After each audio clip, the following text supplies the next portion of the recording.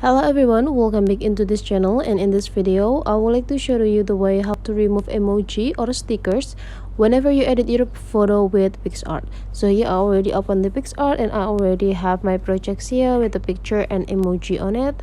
So we can remove this emoji easily. You just need to go click this emoji from your picture, and there will be generate or bring you into the sticker section, and you can just go click X button to remove the emoji from your photo. And whenever you already removed it, you just need to go click apply.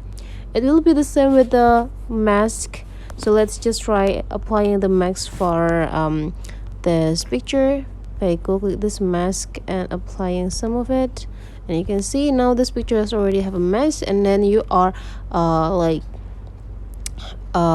unpredictably click the apply. So you already apply the mask on your picture. To remove the mask, you just need to go click it, or you just need to go click undo. And that's the way how to remove emoji on a PicsArt whenever you edit your photo with it. So hopefully this tutorial today is useful for you.